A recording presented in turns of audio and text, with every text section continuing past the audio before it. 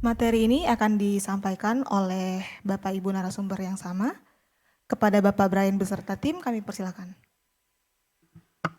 Terima kasih Mbak Ica. Berikutnya ini kami akan menyampaikan pokok-pokok ketentuan mengenai lembaga pemeringkat yang diakui oleh OJK gitu ya. Ini sudah terbit. Sebenarnya secara umum mungkin di awal kami sampaikan bahwa pengaturannya kurang lebih sama seperti yang SEOJK sudah ada sebelumnya. Mungkin ada sedikit tambahan mengenai no abuse of unsolicited rating, kemudian kerjasama dengan supervisor, itu tambahan hanya 2 itu gitu ya. Dan ini sebenarnya kita ambil dari standar Basel gitu, kita ejawantahkan di SEOJK kita. Nah mungkin tadi ada beberapa pertanyaan, ini ada apa ini BPR atau gimana. Sebenarnya pengaturan, objek dari pengaturan ini adalah kepada lembaga pemeringkat Bapak Ibu ya. Nah teman-teman industri dari bank umum, bank BPR gitu sebenarnya jadi pengguna dari produk teman-teman di lembaga pemeringkat gitu. Nah kriteria ini yang diatur. Nah nanti materi akan disampaikan oleh Mbak Widya dan Mbak Nana, dan pada saat penyusunan ini kami tim Pemakarsa juga berdiskusi banyak dengan teman-teman di IMB dan DPKP. Tapi di kesempatan kali ini mungkin nanti ada perwakilan dari Bu Sari mungkin ya dari DIMB akan setelah teman-teman Permakarsa akan ada tambahan-tambahan informasi penting gitu ya, pokok ketentuan ini.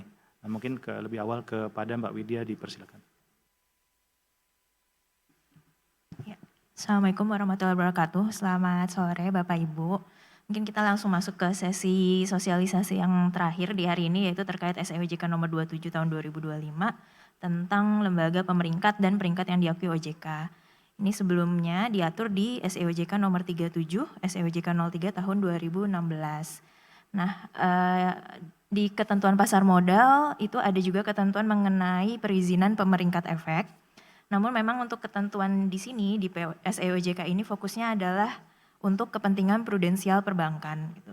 Jadi di sini kami mengacu ke standar Basel mengenai lembaga pemeringkat. Ini juga telah diacu dalam beberapa ketentuan prudensial perbankan. Misalnya kalau untuk ketentuan di POJK KPMM, POJK kualitas aset, itu ada ketentuan mengenai investment grade atau peringkat investasi.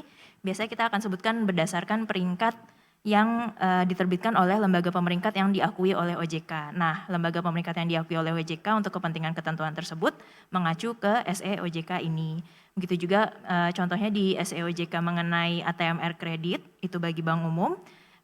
Untuk rating exposure bank kepada korporasi, misalnya ratingnya itu adalah AAA, maka bobot resikonya 20%. Itu juga mengacu ke rating yang diterbitkan oleh lembaga pemeringkat yang diakui oleh OJK.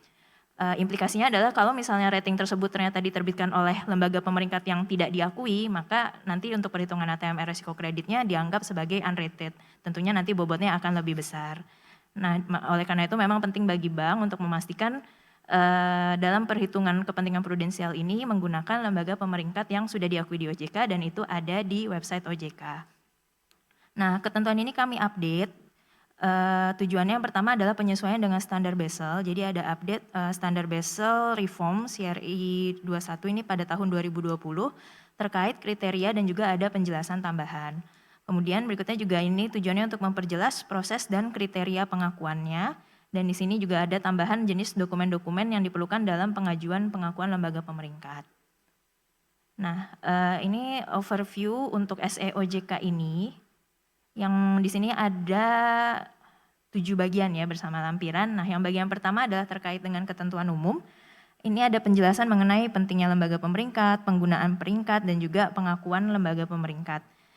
Nah, tambahan dalam SEOJK ini adalah memperjelas untuk cakupan bank yang dapat menggunakan peringkat yang diterbitkan oleh lembaga pemeringkat, yaitu mencakup seluruh jenis bank di sini BUK, BUS, UUS, BPR, dan BPRS. Jadi kalau dilihat di ketentuan prudensial masing-masing juga itu sudah mengacu ke SEOJK ini.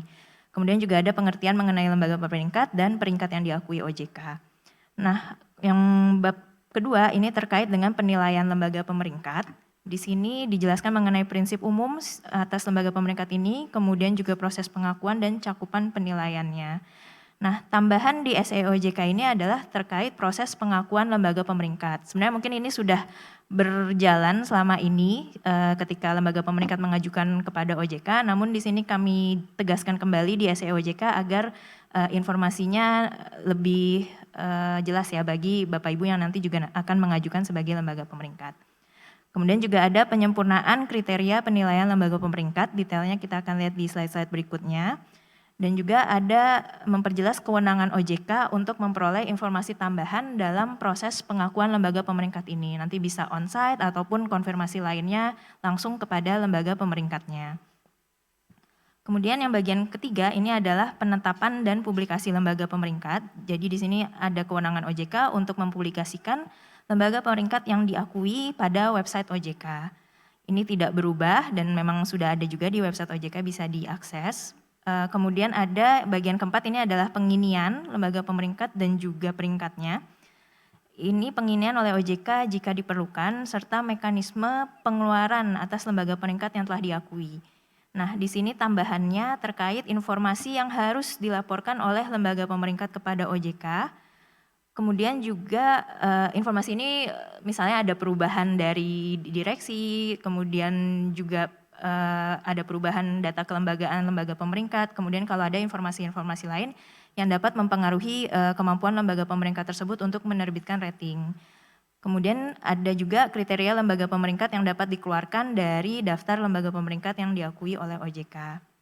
Kemudian ketentuan lain-lain di sini menegaskan karena ini adalah untuk kepentingan prudensial perbankan, jadi tanggung jawab akhir atas penggunaan peringkat itu adalah di bank.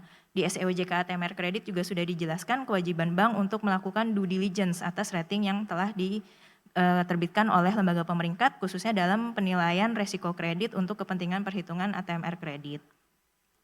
Nah, penyesuaian di bagian ini adalah terkait satuan kerja, tujuan pengajuan permohonan pengakuan penginian atau permintaan pengeluaran sebagai lembaga pemeringkat yang diakui OJK.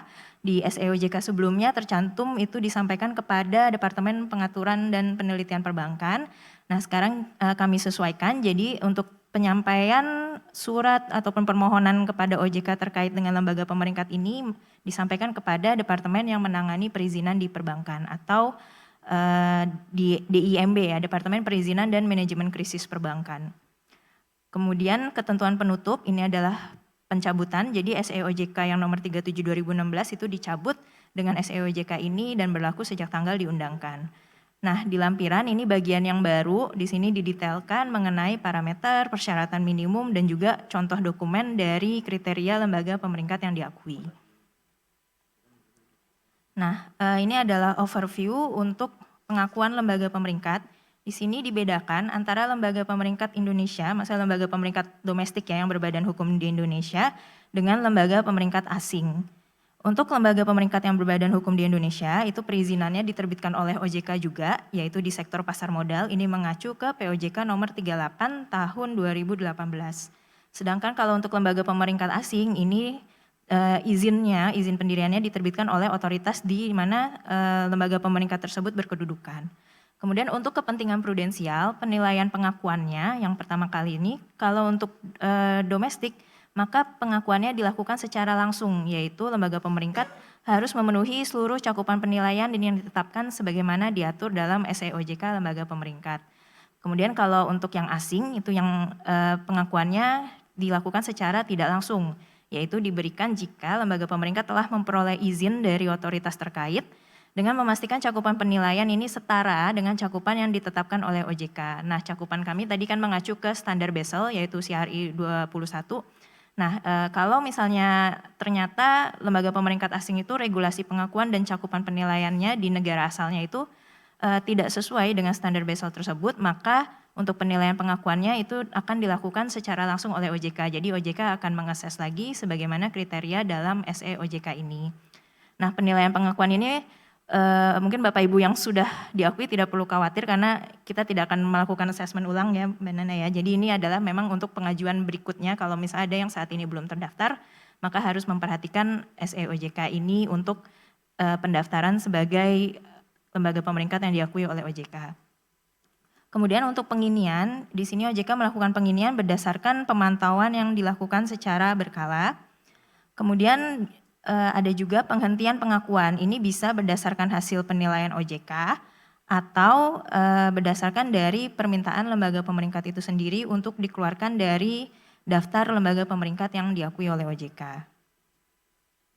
Nah, di sini untuk kriteria penilaian lembaga pemeringkat, ini ada sebenarnya sama dengan di SEOJK existing ya, terutama yang poin-poin ada objektivitas, independensi, transparansi, pengungkapan sumber daya dan kredibilitas. Mungkin nanti ada detail penambahan sedikit yang kami lengkapi di bagian-bagian ini. Kemudian juga ada 2 kriteria baru sesuai standar Basel, yaitu no abuse of unsolicited rating dan cooperation with supervisor. Nah, untuk detailnya akan dijelaskan oleh Mbak Nana. Terima kasih.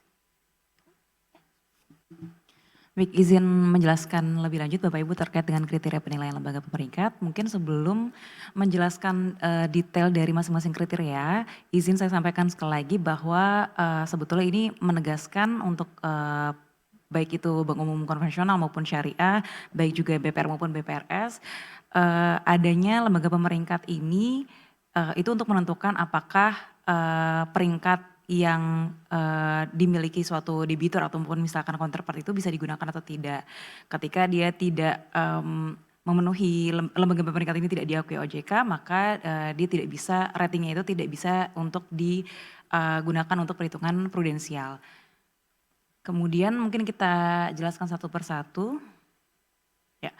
Kriteria yang pertama adalah objectivity, di mana di sini lembaga pemeringkat memiliki metodologi pemeringkatan yang dapat diandalkan, sistematis, dan hasil pemeringkatannya itu ditinjau secara berkala dan dipastikan responsif pada keadaan saat ini. Nah, kemudian dalam hal ini lembaga pemeringkat juga bertanggung jawab untuk melakukan pemetaan atas kategori pemeringkatan. Untuk parameternya sendiri terdapat beberapa parameter. Yang pertama adalah prosedur pemeringkatan. Di sini LP memiliki prosedur pemeringkatan untuk menghasilkan peringkat yang dapat diandalkan. Dengan persyaratan minimum memiliki prosedur pemeringkatan yang mengacu ke standar internasional, kemudian memiliki prosedur kaji ulang metodologi misalnya, atau juga memiliki prosedur terkait dengan pemetaan atau mapping dari masing-masing rating.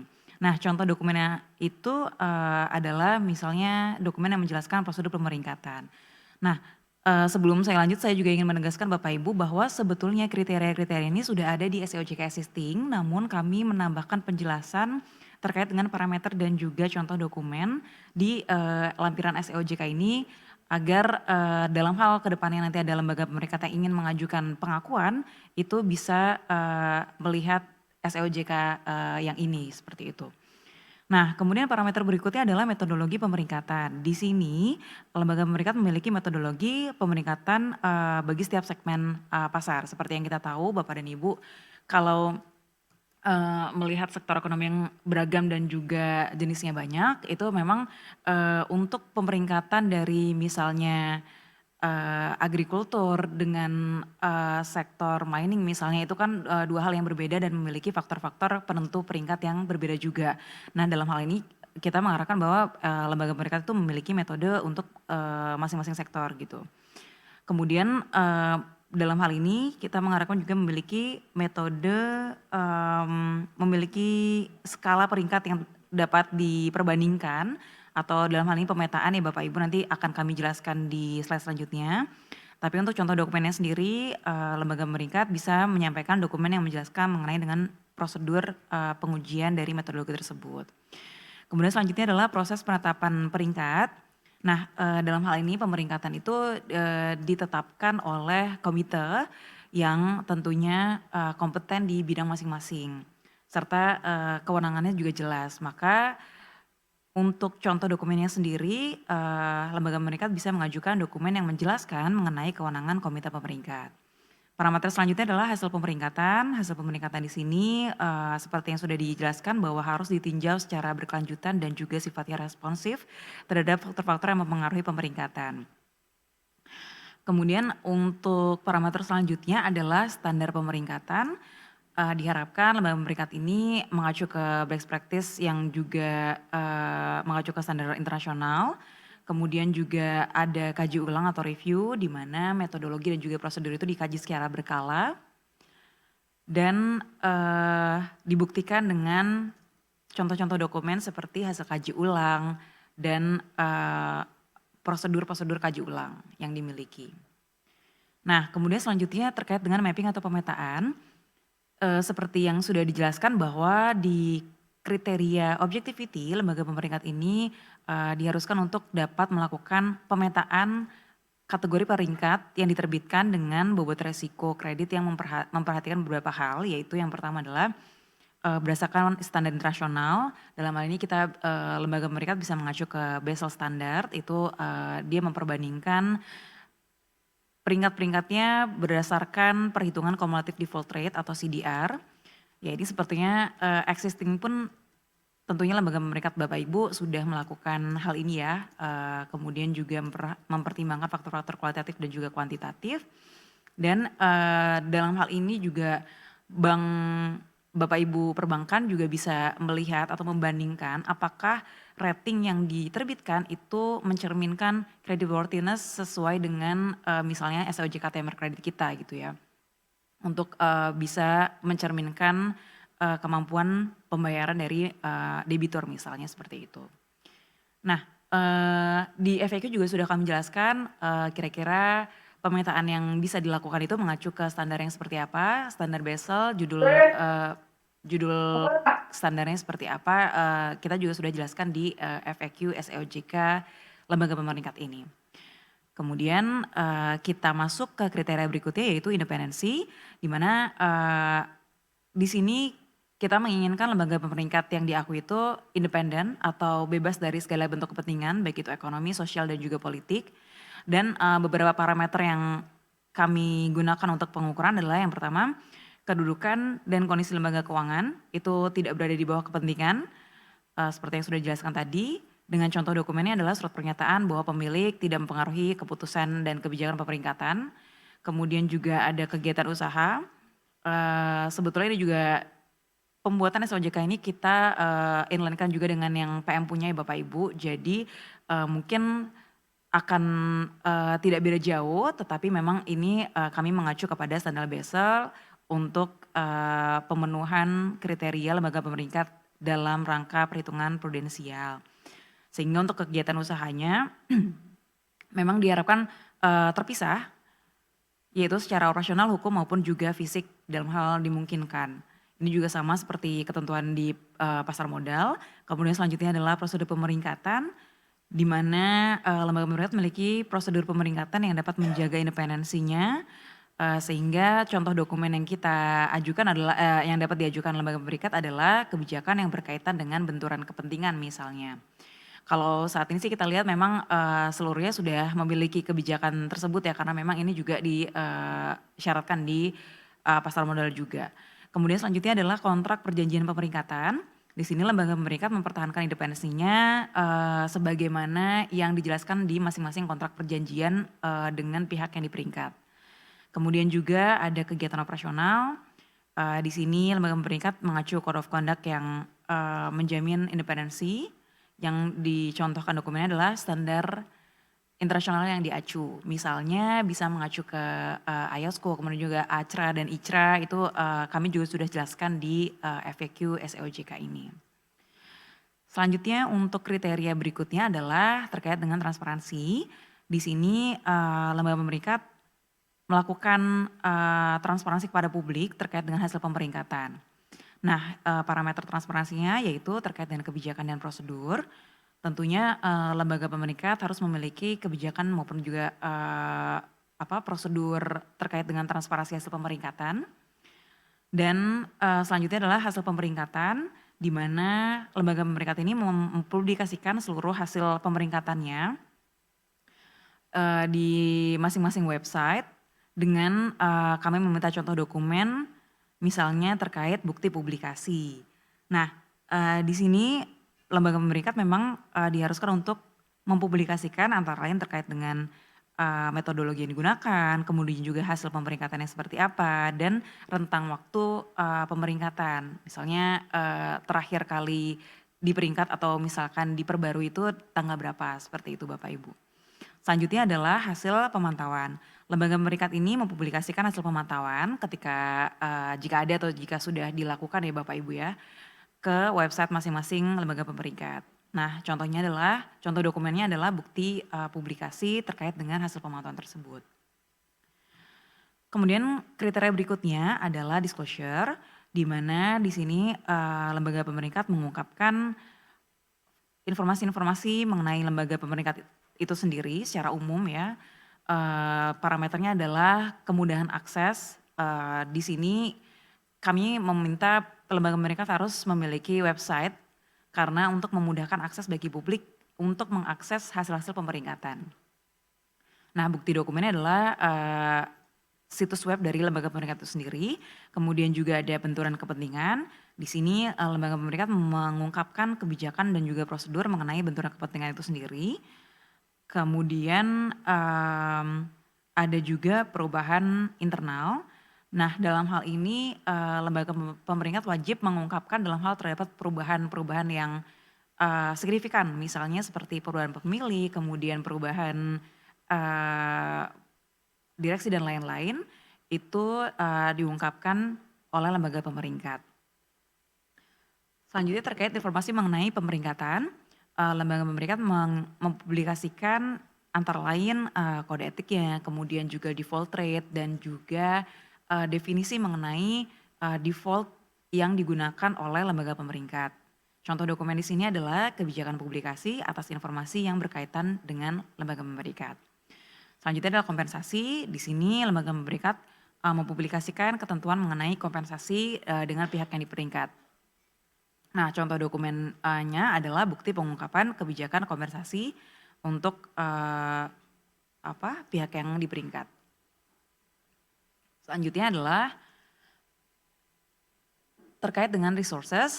Di sini lembaga pemeringkat harus memiliki sumber daya yang memadai, baik itu sumber daya manusia dan juga sumber daya dari kinerja keuangan dengan parameter terkait dengan kuantitas dan kualitas SDM, di mana kami mensyaratkan lembaga pemeringkat ini harus memiliki jumlah SDM yang cukup dan juga SDM dengan kemampuan-kemampuan yang memadai, yang sesuai juga dengan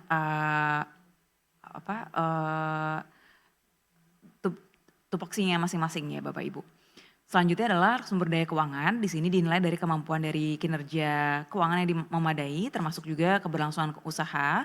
Oleh karenanya contoh dokumen yang kami syaratkan adalah surat pernyataan dari pemegang saham bahwa lembaga pemeringkat akan beroperasi di Indonesia dalam jangka panjang.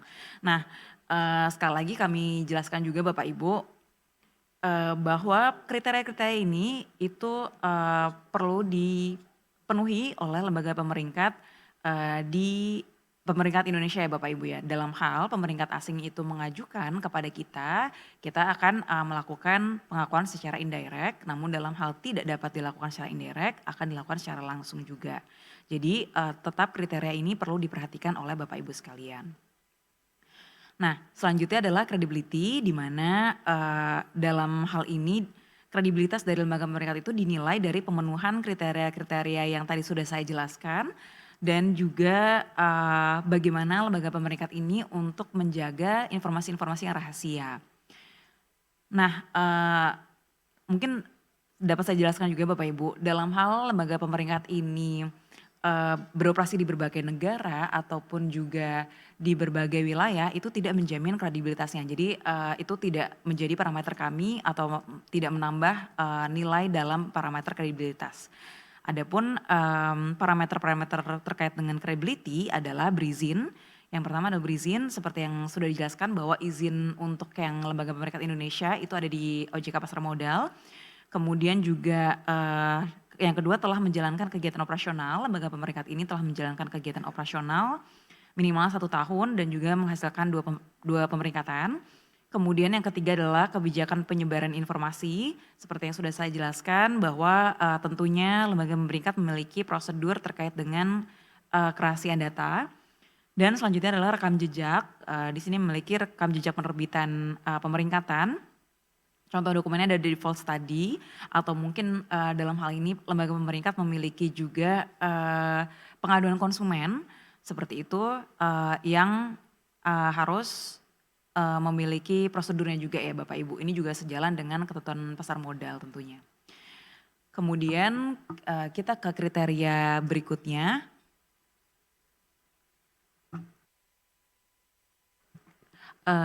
akan dijelaskan oleh Mas Bahtiar. Baik, terima kasih Mbak Nana.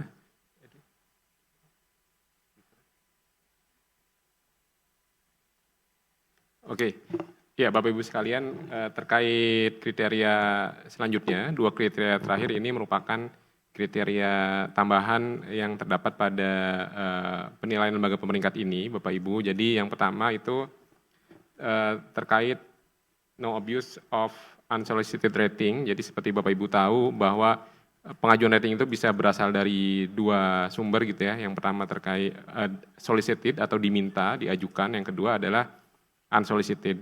Ya seperti kita tahu perbedaannya, kalau solicited itu diminta suatu entitas, misalnya ketika ingin menerbitkan surat utang gitu ya, untuk memberikan informasi kepada calon investornya seberapa tingkat risikonya gitu ya, ratingnya seberapa tinggi.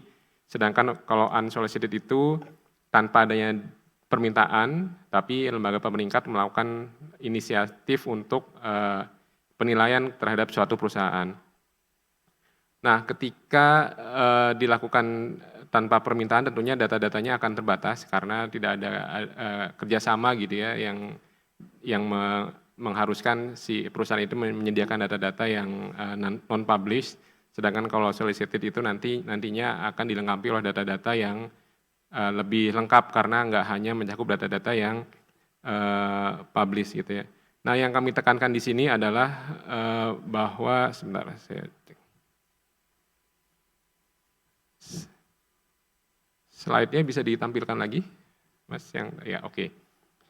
Nah, unsolicited rating ini boleh dilakukan gitu ya oleh lembaga pemeringkat karena ini juga diatur di part objektivitas di mana LP itu harus menyediakan juga membuat panduan metodologi untuk unsolicited gitu ya. Sepanjang kualitasnya setara dengan solicited ratings. Nah, tadi seperti disampaikan sebelumnya, kalau unsolicited itu kan secara independen menggunakan data publish, maka sesuai panduan BESL di sini juga harus di-capture adanya potensi penyalahgunaan unsolicited rating oleh lembaga pemeringkat. Misalnya ketika dilakukan unsolicited ratingnya itu let's say tidak termasuk ke dalam investment grade misalnya. Nah, kemudian si LP ini menawarkan kalau mau kami rating ulang dengan solicited akan ada fee tertentu yang tidak wajar misalnya, itu harus tercapture. Jika itu terjadi maka ini menjadi salah satu kriteria lembaga pemeringkat itu dapat dikeluarkan dari daftar yang diakui oleh OJK. Nah, kemudian yang terakhir adalah kriteria terkait cooperation with supervisor, tentunya untuk menjaga integritas keuangan, kemudian kepercayaan investor, LP harus menginfokan kepada OJK jika ada perubahan-perubahan signifikan. Nah, ini juga menjadi bagian penginian yang mengharuskan LP menyampaikan secara sewaktu-waktu. Misalnya adanya struktur organisasi, adanya perubahan formasi analis pemeringkat, prosedur atau metodologi, atau informasi lain yang dapat memengaruhi kemampuan lembaga pemeringkat dalam menghasilkan peringkat yang dapat diandalkan. Nah, itu dari sisi kriteria sudah lengkap kami sampaikan. Selanjutnya ini yang terakhir, ada kondisi-kondisi di mana lembaga pemeringkat itu dikeluarkan dari daftar yang diakui OJK bagi perbankan tentunya. Ada 2 penyebab utama, yang pertama penilaian OJK dan yang kedua permohonan dari LP itu sendiri. Nah, ketika penilaian OJK ada beberapa poin, misalnya pengawasan yang berwenang di negara lain mencabut izin LP tersebut, ini dalam hal lembaga pemeringkatnya itu diakui secara tidak langsung gitu ya dari luar Indonesia, kemudian diketahui memberikan informasi yang keliru, kemudian terbukti melakukan penyalahgunaan pemeringkat yang tidak diminta, yang seperti disampaikan sebelumnya, unsolicited rating, kemudian tidak menginformasikan atau memberikan akses kepada OJK atas antara lain informasi perubahan material, kemudian dikenakan sanksi yang dapat mengganggu kelangsungan usaha, kemudian melakukan pelanggaran terhadap ketentuan perundang-undangan yang terkait, gitu. Misalnya rekayasa untuk menghasilkan peringkat yang lebih tinggi. Dan yang terakhir adalah tidak memenuhi kriteria penilaian sebagaimana SC OJK. Sedangkan dikeluarkan karena permohonan LP sendiri itu LP mengajukan permohonan tertulis kepada OJK itu, tapi harus dipastikan masa berlaku peringkat yang diterbitkan itu telah habis atau terdapat LP pengganti untuk menerbitkan peringkat yang baru. Ini untuk memitigasi ketika ada surat berharga yang dimiliki oleh bank, sedangkan LP-nya yang menilai itu sudah mau mengajukan permohonan yang dikeluarkan dari bank gitu ya, dari lembaga pemeringkat yang dapat diakui oleh bank. Kemudian juga telah menyelesaikan seluruh kewajiban kepada pihak yang diperingkat sebelum kegiatan operasional dihentikan, dan permohonan ini disampaikan selambat-lambatnya 12 bulan sebelum rencana penghentian kegiatan operasional tersebut. Nah, mungkin itu yang dapat kami sampaikan. Saya kembalikan kepada Pak Brian.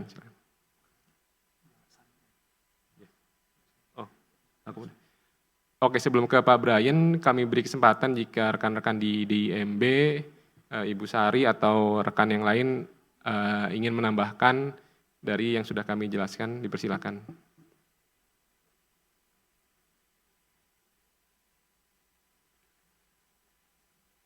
Ya, selamat sore Pak Brian. Selamat sore Bu, terdengar jelas Bu, dipersilakan Bu. Oh iya, terima kasih untuk waktunya. Sedikit saja menambahkan bahwa ya memang benar disampaikan di awal tadi bahwa SEOJK ini lebih mengatur ke ini ya, lembaga pemeringkat yang akan mengajukan permohonan pengakuan di sektor perbankan. Jadi Bapak Ibu di perbankan ini adalah sebagai user dari lembaga pemeringkat tersebut gitu. Nah, nanti Bapak Ibu bisa melihat di webnya OJK mengenai lembaga pemeringkat yang sudah diakui di sektor perbankan yang saat ini ada 6 ya, Fitch Rating, Moody's, S&P, kemudian ada Fitch Indonesia, ada Pevindo, dan juga ada KRI. Itu aja tambahan sedikit dari kami, terima kasih.